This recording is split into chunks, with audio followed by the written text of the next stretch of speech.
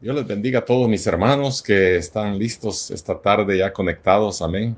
Eh, Damos una cordial bienvenida a todos nuestros hermanos que nos acompañan en esta tarde y creo que ha sido una bendición esta manera de comunicarnos y estar en contacto unos con los otros, mientras tanto que podamos hacer nuestros servicios entre semana en vivo, ¿verdad? Perdón, presenciales, pero mientras tanto nos seguimos gozando, ¿verdad? Como hemos dicho siempre, el Señor no está preso, la palabra del Señor no está presa, nosotros tampoco estamos presos, y así que la palabra de Dios sigue corriendo y glorificándose en todos aquellos que la desean y la practican cada día en su vida. Amén. Es una bendición estar juntos aquí. Amén. Ya se reportó el hermano Douglas Somoza. Amén. Dios le bendiga. Y hay otros conectados allí. Repórtese. Amén. Diga amén o diga algo ahí, pero creo que hay varios hermanos allí. Vamos esta tarde a estar alegres en una enseñanza maravillosa, muy preciosa, en el libro de el Evangelio de Juan, capítulo 2. Si usted tiene chance allí, busque en sus Biblias en en el Evangelio de Juan, capítulo 2. Vamos a estar hablando ahí esta tarde en el nombre del Señor, en el capítulo 2 de Juan, uh, acerca de las bodas de Caná. Jesús estaba, mientras se conectan los demás, vayan buscando en el libro del Evangelio de Juan, capítulo 2.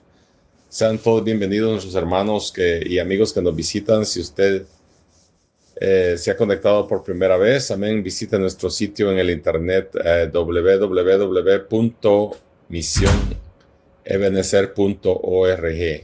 Ahí se puede conectar y si nos escribe, llena una hoja que está en blanco en el sitio, podemos enviarle material para su crecimiento espiritual en su vida, ¿verdad? Que es muy interesante también tener un deseo de alimentar nuestra alma también. A veces estamos interesados, yo sé que automáticamente desayunamos, almorzamos y cenamos, pero ese es por naturaleza que nuestro cuerpo necesita, pero también nuestra alma necesita. Lo que pasa es que a veces ignoramos esos eh, alertas que nos da el Espíritu también en nuestra alma. Necesitamos la palabra de Dios también en nuestro espíritu, porque nosotros somos tripartitos, así como el Padre, el Hijo y el Espíritu Santo. Nosotros también somos alma, cuerpo y espíritu también, el hombre, ¿verdad? Y la mujer, hablando físicamente. Así que necesitamos también tener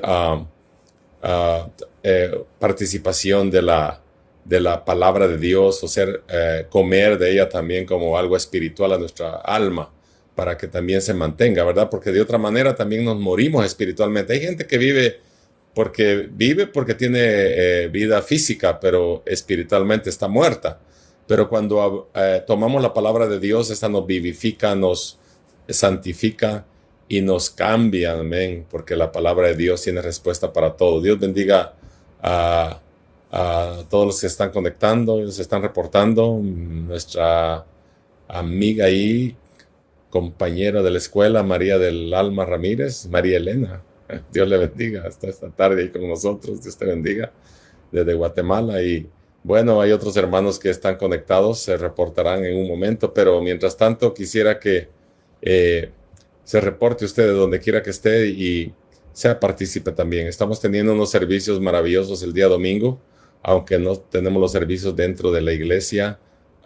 Estamos teniéndolos afuera en una carpa grande, donde caben más de 100 personas, así que yo sé que no es toda la iglesia, porque nuestra iglesia tiene casi aproximadamente más de 2,000 miembros, pero están viniendo en inglés y español. Muchos hermanos ya están saliendo, se les está quitando el temor y hemos tenido unos servicios muy bendecidos, poderosos el día domingo a las 10 de la mañana. Así que próximamente también vamos a estarlos teniendo, tal vez en media semana, pero por el momento seguimos participando de nuestros servicios el día domingo. Así que Dios les bendiga y me alegro de que estemos todos juntos aquí. Vamos a orar al Señor y luego vamos a leer la palabra de Dios, o vamos a leer la palabra de Dios y luego oramos también. Voy a leer el capítulo 2 del Evangelio de Juan, del versículo 1 al 12, y dice de la manera siguiente en el nombre del Señor. Al tercer día se hicieron unas bodas en Caná de Galilea y estaba ahí la madre de Jesús. Y fueron también invitados a las bodas Jesús y sus discípulos. Y faltando el vino, la madre de Jesús le dijo: no tienen vino. Jesús le dijo: ¿qué tienes conmigo, mujer? Aún no ha venido mi hora. Su madre dijo a los que servían: haced todo lo que él os dijere.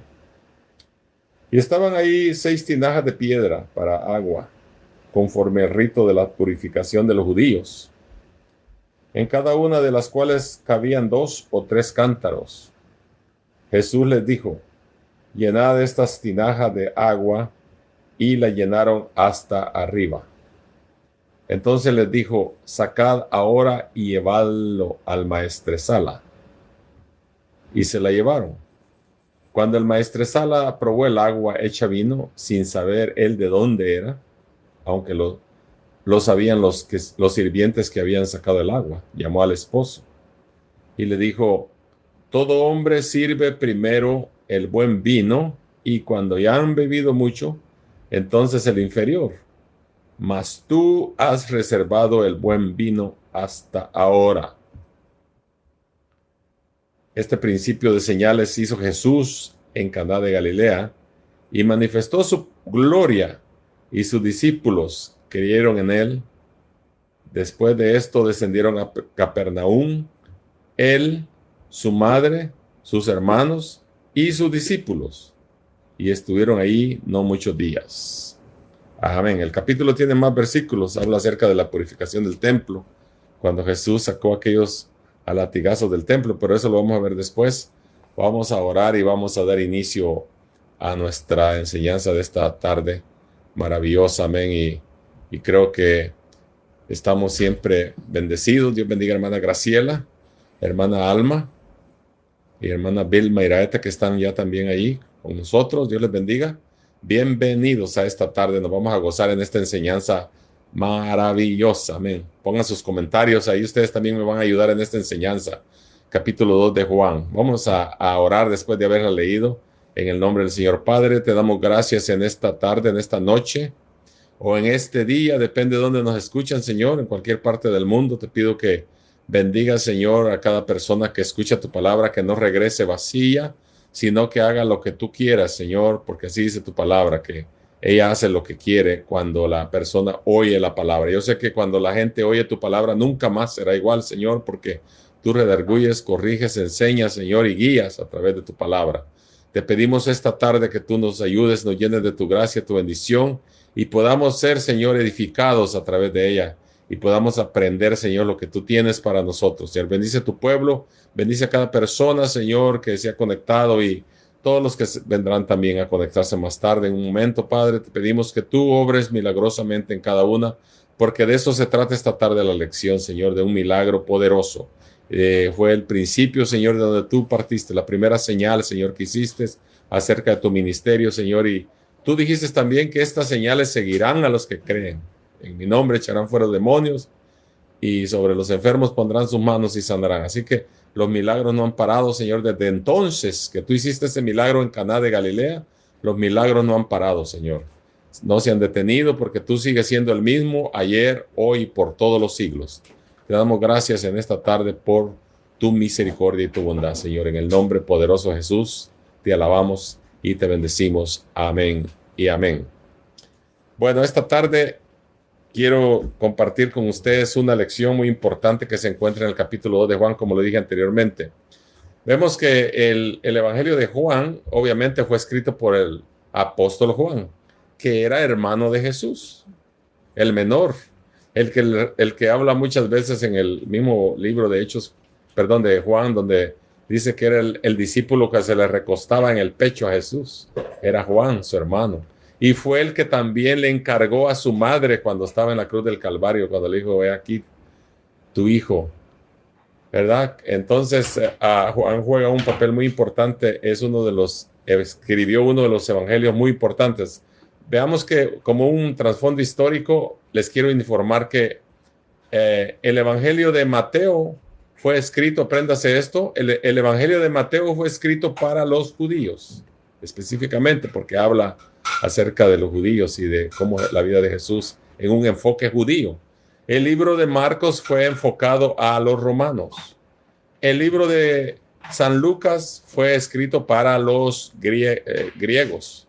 Y el libro de Juan fue escrito para la iglesia en general. Así que todo aquel que escucha la palabra de Dios a través del Evangelio de Juan es un evangelio muy poderoso.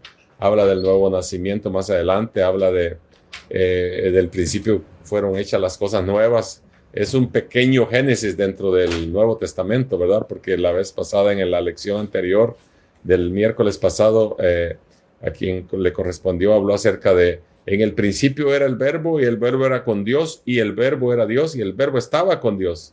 O sea que Dios era el verbo, era la palabra, era esa palabra que da vida, esa palabra que por él mismo fue hecho el universo, ¿verdad? O sea que es un trasfondo histórico muy precioso, donde podemos ver que Jesucristo aún estaba ya desde la fundación del mundo.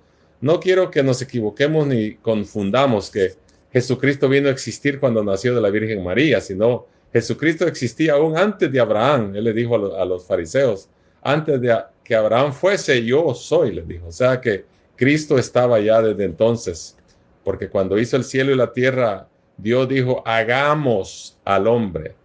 Y hicieron la tierra y el cielo y al hombre. Y dijo, hagamos al hombre a nuestra semejanza. Y habló en plural, hablando de que estaba presente el Padre, el Hijo y el Espíritu Santo. O sea, cuando habla en plural está hablando de varios, de dos o más. Entonces significa que habían tres. Y luego dice también que por él fueron hechas todas las cosas, y sin él dice nada de lo que ha sido hecho fue hecho, dice el capítulo 1, fue la lección pasada. Ahora vamos al capítulo 2, donde ahora prácticamente enmarca un trascendente época de Jesucristo cuando él comenzó su ministerio. Recordemos que Jesús fue bautizado por Juan el Bautista y luego viene ahora a hacer lo que el Padre le envió. Recordemos que él siempre dijo muchas veces en los evangelios, encontramos cuando dijo, mi hora no ha llegado, la hora no ha llegado. O sea, él hablaba acerca de la hora en que el Padre le daba la orden o le daba el quehacer, porque dijo él, el Padre y yo somos uno. O sea, dando a entender que era Jesucristo, era Dios, y por lo tanto, Jesucristo era 100% Dios y 100% hombre, no como algunos quieren decir que Jesucristo, porque nació en carne de la Virgen María, él era 50% hombre y 50% Dios, ¿verdad? Como dando a entender que él vino del cielo porque era de Dios, era 50%, y porque nació de María en carne era 50% hombre, pero no, Dios era 100% Dios y 100% hombre, ¿verdad? O sea que él no menguó como nosotros, que somos criados prácticamente de una simiente pecaminosa entre la unión de un hombre y una mujer. Somos el resultado de eso, ¿no? Pero Jesucristo no nació por la relación que tuvo con María con José, sino fue por obra del Espíritu Santo. Entonces hay una gran diferencia entre el nacimiento de Jesucristo y el nacimiento de nosotros como humanos, verdaderamente. Pero Jesucristo tampoco pecó, ¿verdad? Ni hubo engaño en su boca, dice. Así que esa es una manera de entender a Jesús como él era. Pero ahora vamos a ver que después de que comenzó su ministerio, Jesús hizo ahora las primeras señales. Fue el inicio de la manifestación del poder de Dios en su vida. Por ejemplo, vemos nosotros que como un contexto a este milagro que Jesús hizo en las bodas de Caná de Galilea, cuando hizo el agua en vino, lo convirtió el agua en vino, es un milagro grandioso, una señal. Pero veamos que en el trasfondo anterior, como contexto, dice que en el pasaje por ejemplo, del capítulo 1, versículo 50, del capítulo anterior, dice que dijo Jesús en el versículo 50, respondió Jesús y le dijo, porque te dije, te vi debajo de la higuera, crees, cosas mayores que harás. O sea, le habló a Natanael, ¿verdad? A un discípulo un seguidor de Jesús, que era un verdadero israelita. Él mismo lo dijo ahí en el capítulo anterior. O sea, Natanael era un hombre que estaba bajo de la higuera, y cuando Jesús le dice, antes que tú Antes, yo te había visto antes bajo de la higuera. Entonces le dice, tú eres un verdadero Israel, eres el verdadero maestro, el verdadero hijo de Dios, le dijo. Entonces, vemos que Jesús sabía todas las cosas, pero este hombre, Jesús, como algo, como un preámbulo de lo que iba a suceder ahora en la boda de Caná de Galilea, le dijo a Natanael, cosas mayores que estas verás, o sea, de las que Jesús ya había manifestado en que conocía a Natanael. Ahora iban a suceder cosas más grandes, y esa fue la que hizo Jesús cuando convirtió el agua en vino. Dice que se hicieron unas bodas en Caná de Galilea, ¿verdad? Y fue invitado Jesús y sus discípulos, y dentro de ellos obviamente iba María también. Recordemos que en ese tiempo Jesús, los discípulos, los hermanos de Jesús y María andaban juntos, salían juntos, simplemente que los discípulos ni los hermanos de Jesús no entendían el ministerio de Jesús porque todavía no les había sido revelado en realidad que él era el Hijo de Dios. Ellos lo miraban como un hombre grande, como un hombre que creían en él, que hacía grandes cosas, pero más adelante vamos a ver que todavía no habían creído realmente en Jesús como hay ahora muchas personas. Hay gente ahora que con todo mundo, especialmente si es religioso, dice yo creo en Dios, yo creo en Dios y yo creo en Dios y todo mundo cree en Dios, pero en realidad lo dicen como una idea, como un pensamiento nada más mental de creer en Dios, pero en realidad no conocen a Dios. Y como dijimos en una enseñanza pasada, nadie conoce a Dios si no ha tenido una relación con Dios o con Cristo a través de Jesucristo, ¿verdad? Y puse el ejemplo yo la vez pasada, digamos que usted conoce a una persona y dice yo la conozco, pero la conoce porque ya se encontró con él. Es su amigo porque usted conoce dónde vive, ya se encontró con él, muchas veces tiene una relación íntima con él, entonces es su amigo y usted lo conoce, pero no puede decir a alguien yo conozco a Dios y no se ha encontrado con Dios, con Cristo, a través de Cristo. Entonces es una mentira cuando la gente dice yo creo en Dios, haces lo que Dios dijo, haces lo que Cristo dice, entonces sí eres hijo de Dios, porque ahí dice en el capítulo otra vez, el previo capítulo anterior que se leyó, por eso de ahí viene el trasfondo, el contexto, ¿verdad? Cuando dice, a los suyos vino y los suyos no le recibieron, dice en el 1, 11, 12 y 13. Mas a todos los que le recibieron, a los que creen en su nombre, les dio potestad de ser hechos hijos de Dios, los cuales no son engendrados de sangre, ni de voluntad de carne, ni de voluntad de varón, sino de Dios. Entonces, esos son los verdaderos hijos de Dios, los que han sido nacidos por el Espíritu, no por la carne.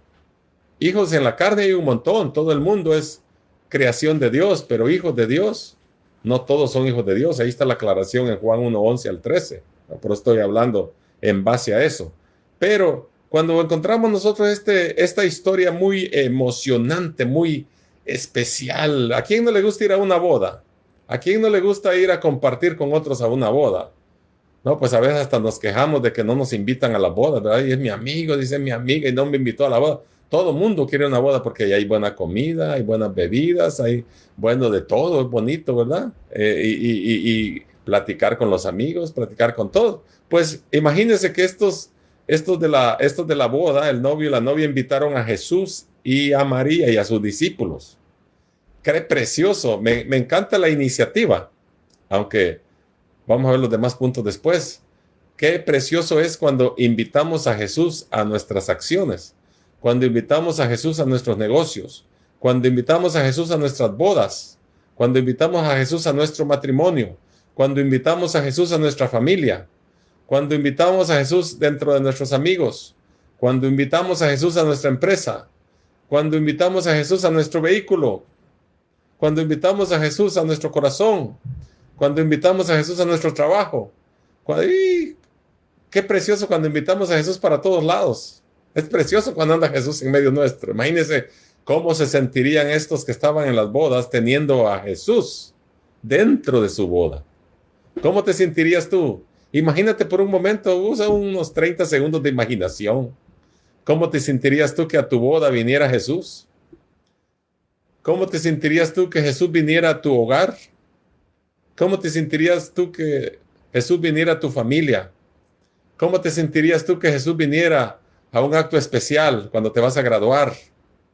Es precioso. Yo creo que todos nos emocionaríamos enormemente de Jesús.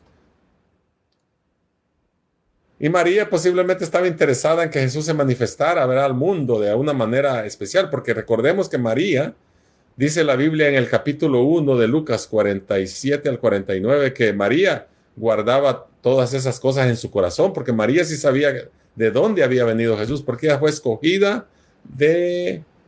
por el Espíritu Santo de Dios, o por Dios mismo a través del Espíritu Santo, para engendrarse en ella y que concibiese al Hijo de Dios. O sea, ella sí sabía que Jesucristo venía de arriba y que no iba a tener a Jesús toda la vida ahí, porque no era el ministerio o sea, no era la vida de Jesús quedarse ahí como un hombre común en la casa, viviendo como un hijo y casarse y luego irse de la familia como los demás, sino Jesús venía a hacer la obra que Dios le había encomendado. Y entonces en esta vez lo invitaron a Jesús a las bodas, pero mire cómo es el asunto ahí, que se hicieron las bodas en Caná de Galilea. No sabemos si María o Jesús o alguien de los discípulos era familiar de los de la boda, pero si eran amigos, yo no sé.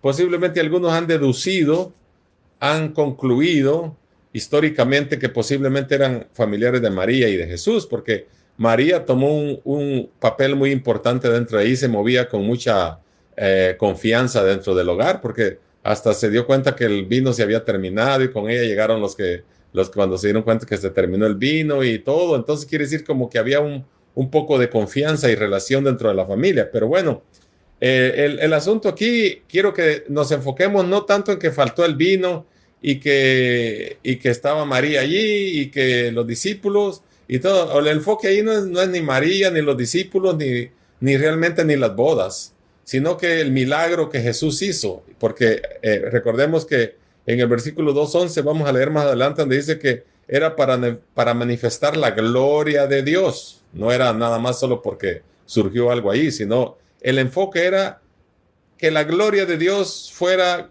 manifestada y glorificada. Ese es el enfoque.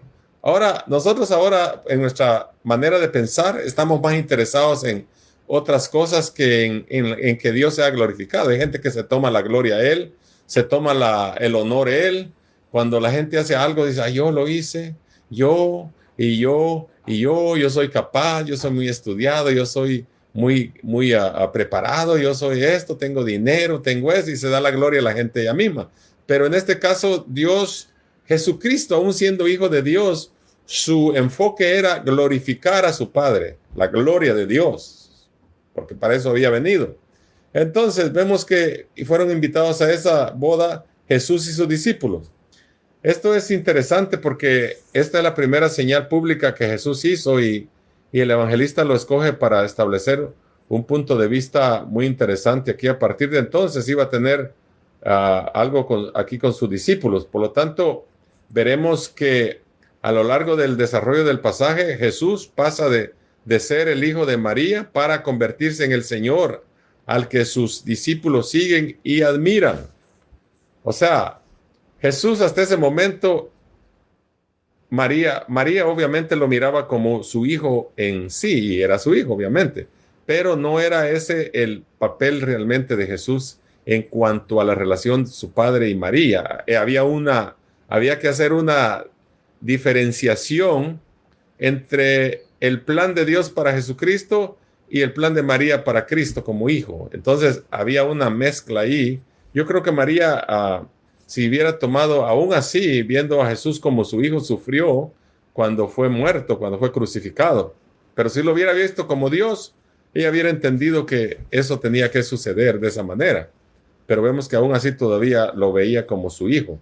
Y vemos que Cristo asistió a esa boda y con su presencia demostró cuán honroso es a los ojos de Dios el matrimonio. O sea, Dios estaba, como decir, secundando, dando prioridad a que el matrimonio en la vida es muy interesante.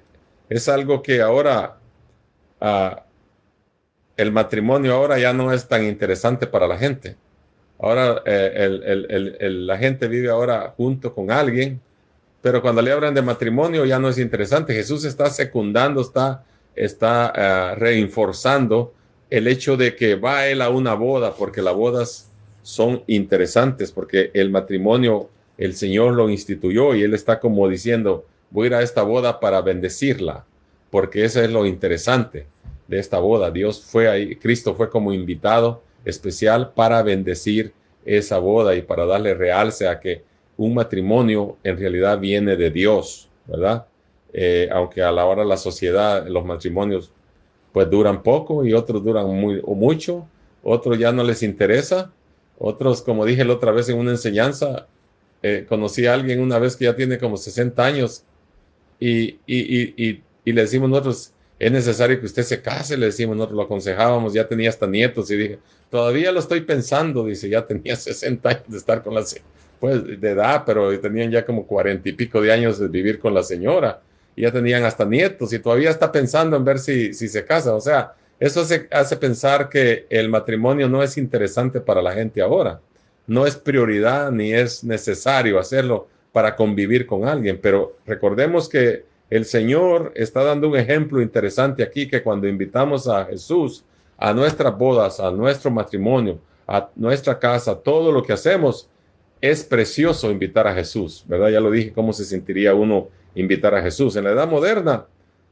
pues se está desmoronando al desprecio que se le hace a la institución divina que es el matrimonio, ¿verdad? Como dije anteriormente, no, ya no tiene realce, ya no es interesante, ya no es prioridad casarse, porque la gente ha creído que casarse es simplemente firmar un par de papeles y ya. No, el matrimonio fue instituido por Dios para siempre, ¿verdad? Y que viva uno con la familia, con la esposa, para toda la vida. También notamos que es importante invitar a Cristo a nuestro matrimonio, sobre todo si queremos que este acabe bien y sea la experiencia feliz con la que Dios dio esta bendición al hombre y a la mujer. O sea que la pareja debe de invocar a Dios, de estar interesado en el Señor. Y mire el versículo 3 que dice, y faltando el vino, la madre de Jesús le dijo, no tienen vino. Por eso digo yo que deducen algunos y pienso yo que de esa manera nos damos cuenta que María parece que era familiar de las parejas, de alguien de la pareja, porque ella está interesada en ver qué falta y qué no falta. Es como si usted va a un matrimonio, a una fiesta y de repente usted se da cuenta que no hay comida o falta comida y vinieron muchos invitados, pues alguien se mueve y hace algo por solucionar la situación para que no quede en ridículo el novio con la novia, ¿no? Y que sea McDonald's, le va a comprar corriendo, le va a comprar Burger King o qué sé yo, pero corre a ver cómo soluciona la situación de emergencia. Pero María estaba aquí y dice, oye, le dice a Jesús, no tienen vino. ¿Por qué estaba interesada María en que no tenían vino? Y luego le dice, no tienen vino. Y Jesús le dijo, ¿qué tienes conmigo, mujer? Aún no ha venido mi hora. Bueno, vemos que es frecuente encontrar cómo el vino en la antigüedad simbolizaba alegría y gozo. También se utilizaba como un alimento de uso general y a veces se empleaba con fines medicinales a causa de su carácter tóxico y su uso restringido. Quedaba prohibido en relación con el desempeño de ciertas funciones. O sea que eso lo vemos en el versículo en Levítico 19 con los sacerdotes, ¿no? Y Pablo también lo menciona, ¿no? Que no se han dado al mucho vino, o sea, a la persona, pero del vino es un tema muy grandísimo, largo, que podríamos pasar toda la noche hablando de él, porque hay algunos que son muy interesados. No le ponen tanta atención al milagro que Jesús hizo, sino lo que quieren saber es que si puede tomar o no puede tomar, ¿verdad? Ese tema lo vamos a dejar para después, pero lo que sí sé yo es que la Biblia dice en Proverbios, hace poco vimos que el vino es alborotador, ¿verdad? Y causa muchos problemas en la vida de la persona. Pero para hacer un preámbulo, para que no se quede con duda, el vino que usaban en el tiempo de Jesús no era un vino añejado con licor como ahora que la gente está borracha y le da por emborracharse, sino era un vino obviamente que se añejaba de acuerdo a cuando lo ponían en los contenedores de cuero, ¿no? y los odres de cuero y ahí se estaba por muchos años, qué sé yo cuántos años o meses, no sé. Y entonces cuando lo tomaban, pues obviamente había gente que se sentía un poco mareada en eso, pero era un vino que puramente de uva que, que se sacaba para ese, para ese fin y luego se tomaba en las fiestas, pero no era un vino que se le agregaba alcohol literalmente como ahora, ¿no? Ahora hay gente que agarra el alcohol y hasta le echa un poquito de agua y ya se emborracha de cualquier manera, ya no tiene ni uva ni nada, ya no tiene sabor a nada, no que sabor a puro licor, por eso se llama licor, porque es puro alcohol, más que todo, es un gran alto porcentaje de alcohol. Ahora, no vamos a tener ese tema por el momento como una base de que de esto se trata el mensaje, porque la enseñanza no se trata de eso, sino el milagro que Jesús hizo cuando lo convirtió en el agua en vino, ¿verdad? Un vino especial que el Señor, ya puede imaginarse usted, no fue hecho ni tocado por nadie, sino fue un milagro, algo milagroso, algo sorprendente. Después, poco a poco, en las lecciones que vayamos hablando, y vamos a ir hablando más acerca de todos esos detalles cuando ya venga un tema de esos, pero por el momento enfoquémonos en lo que Jesús hizo, en el milagro y en el ministerio que Jesús empezó en Caná de Galilea cuando hizo su primer señal, y esa fue una de ellas, cuando María le dijo, ya no tienen vino. Y entonces Jesús le dice, ¿qué tienes conmigo, mujer? Aún no ha venido mi hora. La contestación de María, de Jesús a María, esto daba lugar a cierto desacuerdo entre los dos, aunque en un momento obviamente Jesús se mostró descortés con su mamá, ¿no? Con su madre. Es cierto que Jesús no le llamó madre, sino mujer. Era una manera respetuosa de decirlo en ese tiempo a una persona. Y aunque esto no nos pueda sonar extraño, de ninguna manera implicaba que falta respeto. De hecho, fue la misma expresión que Jesús utilizó cuando estaba muriendo en la cruz del Calvario, cuando le encomendó a su madre a su hijo, ¿verdad? Juan, en el 19:26, cuando vio Jesús a su madre y al discípulo a quien amaba, que era Juan, precisamente el autor de este libro, que estaba presente, dijo a su madre, mujer, he aquí tu hijo. En realidad, lo que Jesús quería enseñar a su madre es que había llegado el momento en que ella debía de dejar de pensar en él como si únicamente fuera su hijo. Y tenía que comenzar a considerarlo ante todo como su Señor. Recordemos que el capítulo 1 de Lucas, otra vez también en María habla de Jesús y dice, mi alma se glorifica, se goza en Dios mi Salvador, en el Señor mi Salvador. O sea, María estaba apelando a que ella también necesitaba salvación y apela a Cristo. Y dice, mi Salvador. O sea, lo llamó mi Salvador. Aquí es un poquito conflictivo con los religiosos porque a veces le dan una connotación muy elevada a María respecto arriba todavía de Cristo, como si María está entre Dios y Jesucristo, ¿verdad? Y ella la llaman, algunas religiones en el mundo la llaman corredentora, como si ella también es ayudante de Jesucristo en la redención, en nuestra salvación y en todo esto, ¿verdad? Pero Jesucristo no le dio ninguna autoridad, ni le dio ninguna posición. Cristo mismo lo dijo también, toda autoridad me ha sido dada en el cielo y en la tierra. Quien tenía toda autoridad era Jesucristo de perdonar pecados, no María. Entonces, pero algunos le han atribuido muchas cosas y a veces forzan los textos bíblicos sin contexto y es puro pretexto y la ponen como que fuera ella también parte de la redención, del proceso de redención y de su ascensión al cielo y todo eso, que está sentada a la diestra de Dios también a la par de Jesucristo, y la Biblia no habla absolutamente nada. Debemos de ser claros. Y una cosa que quiero aclarar también para los religiosos para los que son religiosos tradicionales, es que el cristiano evangélico nunca está en contra de criticar a María, ni en contra de María, ni hablamos mal de María como a veces nos señalan en las redes sociales, que cada rato dicen cristianos que no quieren a María y no quieren, no, de ninguna manera. María era justa, piadosa, bendecida por Dios porque la eligió como una madre para que naciera Jesucristo de ella. Y fue una mujer virtuosa, una mujer llena de la gracia de Dios, ¿verdad? Y todas las cualidades que podemos hablar de ella preciosas, pero tampoco dejemos claro que a ella no se le dio ninguna autoridad para perdonar pecados, ni para que haga alguna intercesión por nosotros, ¿verdad? Lo que ella hizo fue, cuando fue y dice, no hay vino, le fue a decir a Jesús. Porque la parte que no entiende la gente es que ella fue a Jesús porque sabía que Jesús podía hacer algo.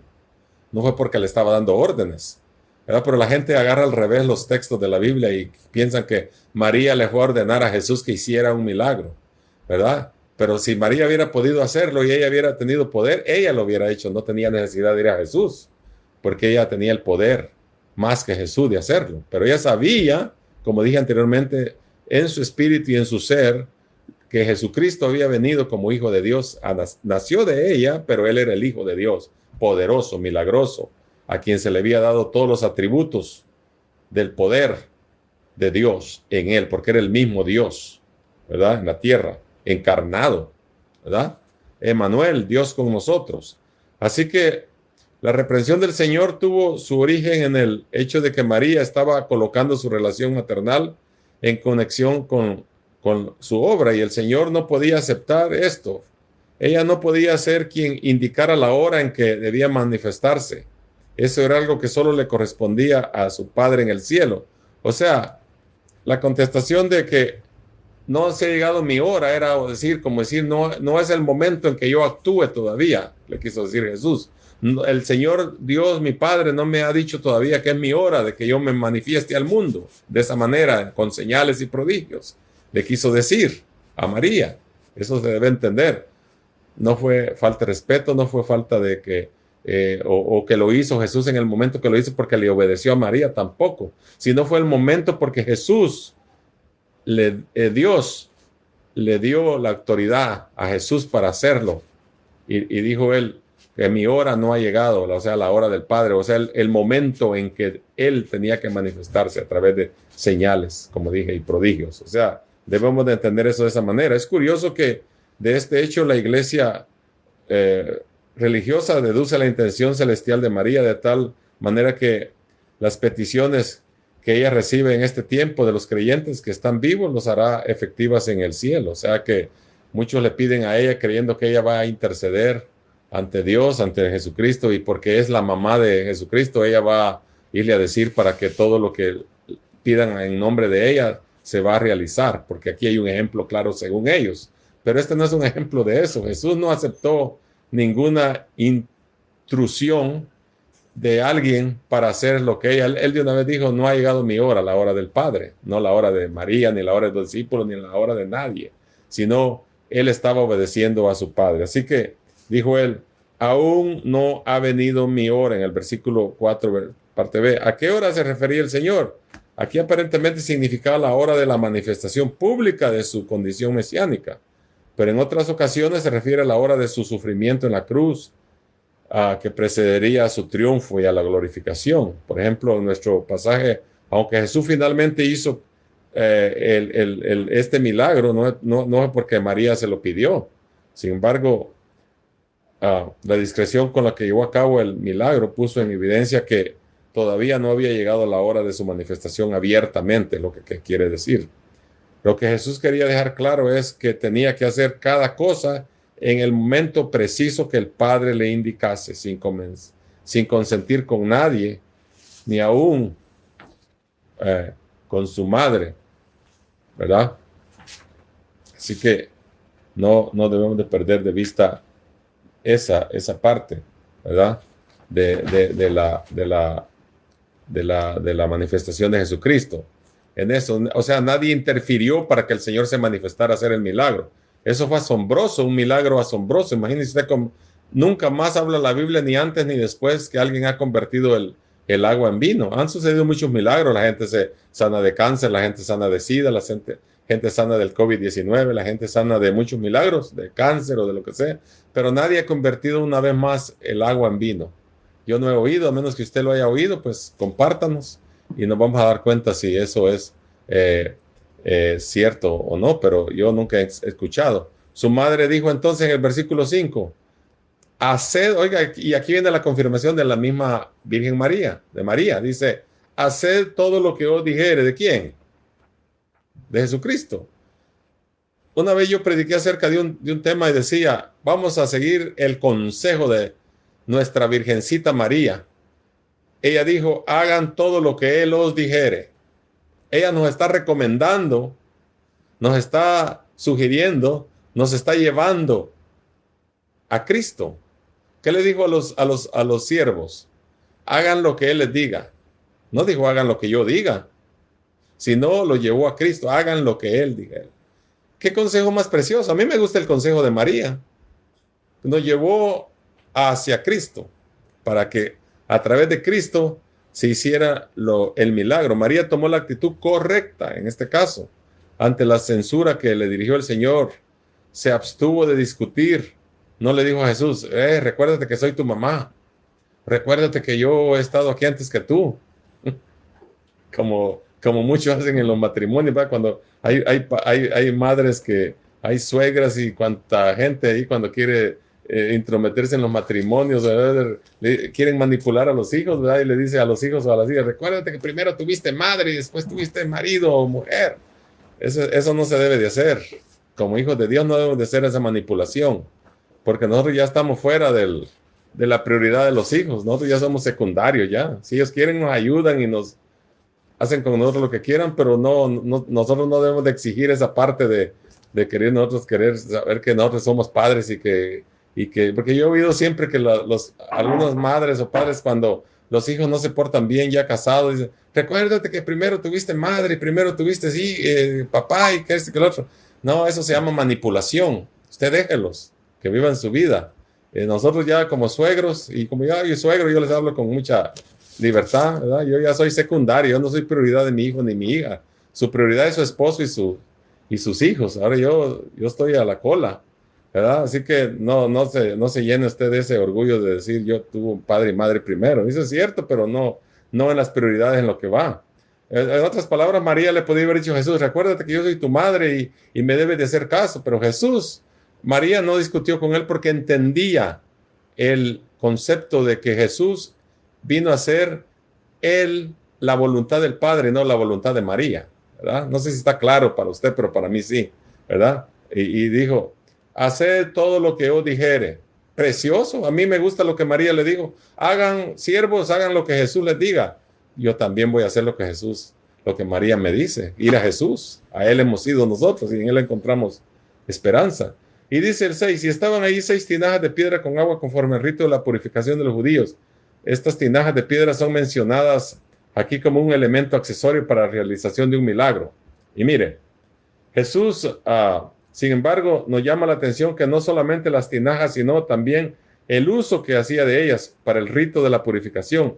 La purificación era uno de los puntos principales de la santidad judía. Jesús tuvo diferentes controversias con los judíos acerca de la insistencia de los lavamientos de esto y del otro, los ritos y bueno, cuánta cosa. Pero tal vez debamos considerar estas tinajas vacías como el símbolo de lo vacío del judaísmo, de la religiosidad y el milagro que Jesús hizo. O sea, en otras palabras, las tinajas en otras palabras representan la vacíez con que estaban los judíos. No reconocían a Jesús, tenían religión, tenían muchas cosas, tenían legalismo, tenían ley, tenían muchas cosas, pero estaban vacíos porque no tenían a Cristo. Igual, estas tinajas vacías también significan mucha gente que tiene religiosidad. Son bien religiosos, pero no tienen a Cristo en el corazón. Entonces, ¿por qué? Porque no han hecho el consejo que María dice, hagan lo que Él les diga. ¿Qué es? Recurrir a Jesús para que Él llene esas tinajas en nuestros corazones y fluyan ríos de agua viva de nuestro interior, así como Jesús convirtió el agua en vino, también puede convertir esas tinajas en seco, esas tinajas vacías, esas tinajas que no tienen nada, llenarlas con el poder del Espíritu Santo para que sean eficaces en la obra de Dios. Amén.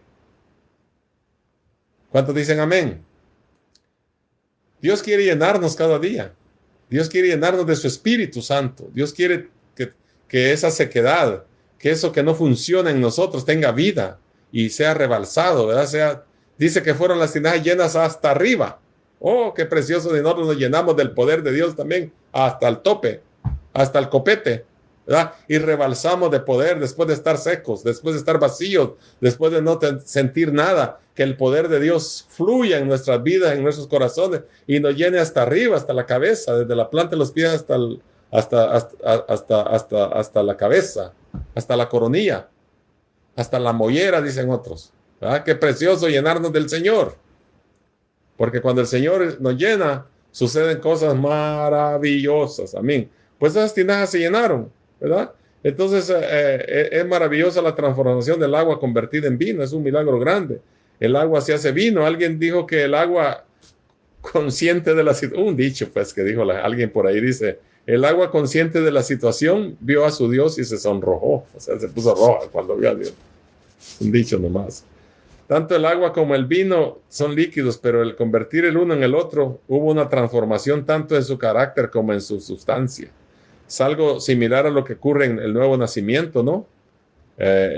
Tal como Jesús intentó explicar a Nicodemo en el capítulo 3, cuando le dijo que el que no naciere del agua y del espíritu no puede ver el reino de Dios. Ese es un proceso, una transformación milagrosa que ocurre en aquella persona que se convierte a Cristo. Nadie puede ser salvo si no se convierte a Cristo. Nadie puede ser lleno. Nadie puede sentir fluidez de su espíritu si primero no viene a Cristo. Entonces, necesitamos esa transformación. Alguien esta noche necesita una transformación del Señor en su vida, ¿verdad? A veces aprendemos que cuando el Señor viene a nuestra vida, tiene interés en cada aspecto de nuestro ser.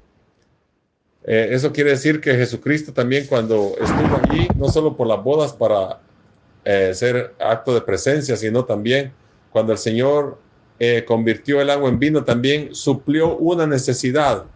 Y eso debemos tomar en cuenta nosotros. También el Señor no estamos hablando de prosperidad, pero cuando Dios interviene, Dios suple toda necesidad ahí en cualquier circunstancia.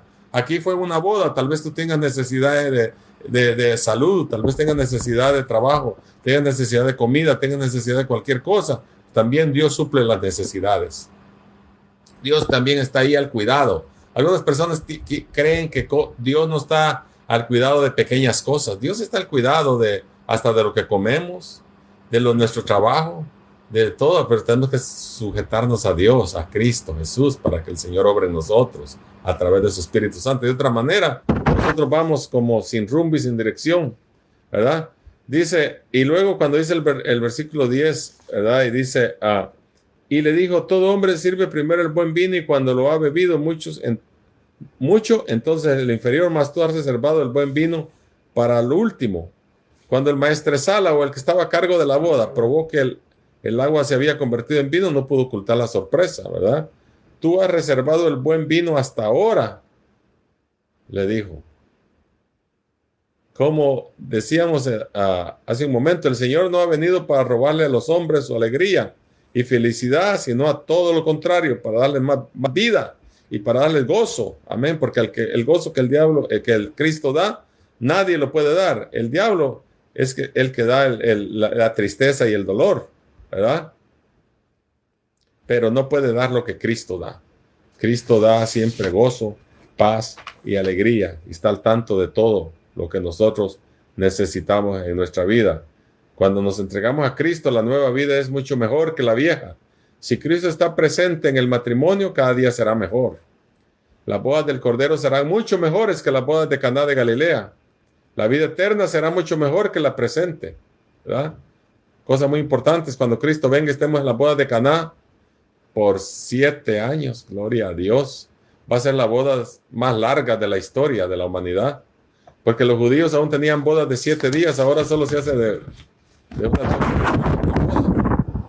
o 4 horas, dependiendo. Hay gente que lo hace por un día, pero muy raras veces, porque hay que darle de comer a la gente todo el día. Pero los judíos, por tradición, ellos tenían una tradición de hacer las bodas hasta por 7 días, una semana, ¿verdad? Ahora imagínense las bodas del Cordero, cuando Cristo nos levante, estaremos todos en las bodas del Cordero por 7 años, y estaremos con Jesús por la eternidad, porque de ahí ya vendremos con Él hacia la tierra para siempre. Y luego es una historia muy preciosa en la cual nos da a conocer que las bodas del Cordero serán mucho mejores que las bodas del Caná de Galilea, y la vida eterna será mucho mejor que la presente. Amén. Yo no sé si algunos que tienen dinero y tienen todo lo que necesitan en este tiempo, se sienten felices, contentos, alegres de tener todo lo que tienen, pero la vida eterna será mucho mejor que esta vida. Las bodas de Caná serán mucho mejor que las bodas las bodas del Cordero serán mucho mejor que las bodas de Caná. Entonces, ¿Qué podemos hacer nosotros de diferente?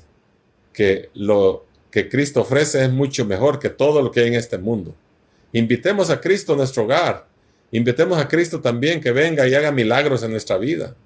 Así como convirtió el agua en vino, también puede venir a nuestra casa, a nuestro hogar, a nuestro matrimonio, a nuestra familia, a todo, al trabajo, a los negocios, a donde quiera que invitemos a Jesús, Él estará ahí, pero si tú lo invitas.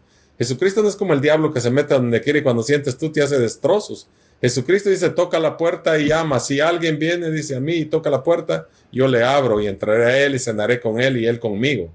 De otra manera, ahí viviremos estancados, sin deseo de nada, sin gozo, sin fortaleza. Pero qué bueno que el Señor está en nuestros corazones y podemos invitarlo para que Él también sea nuestro invitado especial en todo lo que hacemos, en nuestras actividades y en todas las situaciones de la vida. Invitemos a Cristo, porque cuando invitamos a Cristo suceden maravillas, suceden milagros, suceden señales en nuestros, así como sucedieron en Caná de Galilea. Hicieron una buena decisión invitar a Jesús, porque sabían que algo grande iba a suceder. Sabían que era Jesucristo, el Hijo de Dios, ¿verdad? Y creyeron en Él. Así que invitemos a Cristo en todas nuestras actitudes, en nuestros actos, en todo lo que hagamos. Si alguna persona nos escucha en algún lugar y no ha recibido a Cristo, este es el día de salvación. Hoy es el día de salvación. No te quedes sin ese deseo de servir a Dios. Hace unos días una hermana nos conectó a través del internet escuchando estos mensajes y nos escribió y le hablamos para atrás. Pastor Josh nos envió el mensaje y le escribimos un email, ¿verdad? Para que se conecte con nosotros y dice, yo recibí a Cristo como mi Salvador y una decisión por Cristo. Y qué precioso que hay gente que nosotros ni conocemos y se convierte a Cristo en cualquier lado donde escucha o oye la palabra de Dios. Así que es precioso escuchar palabra de Dios y aceptar a Cristo en su corazón. Así que vamos a hacer una oración para las personas que necesitan recibir a Cristo. Repita conmigo en esta tarde. Padre Santo del cielo, te doy gracias porque vengo reconociendo que tú eres mi Salvador y mi Señor. Entra a mi corazón, entra a mi vida. Lávame cada día con tu sangre preciosa y recíbeme como tu Hijo. Borra mis rebeliones y mis pecados y reconozco que solo en ti hay salvación. Por lo tanto, me rindo a ti, Señor. Recíbeme y escribe mi nombre en el libro de la vida para que yo pueda estar también en esas bodas de Cordero que pronto serán. Gracias, Señor. Amén. Bendice, Señor, a todos los que estuvieron conectados en esta noche. Bendíceles, Padre, y ayúdales. Bendice a todos los que estuvieron, Señor, en esta noche. Bendíceles, Señor, sus hogares, sus negocios, sus vidas, sus hogares. Y si hay algún enfermo, Señor, tócalo en esta noche, Señor, que sea sano por el poder de tu palabra. Te damos gracias en esta noche por el poderoso mensaje, Señor, la palabra que tú nos has dado, Señor. Ha sido grande y maravillosa. Hemos aprendido de ella, Señor. Bendice tu pueblo y que cada día nos gocemos aprendiendo de ella. Amén y amén. Les invitamos el domingo a las 10 de la mañana a nuestro servicio en español, a las 10, a las 8 en inglés. Y tenemos una actividad de oración antes del servicio a las 9:30.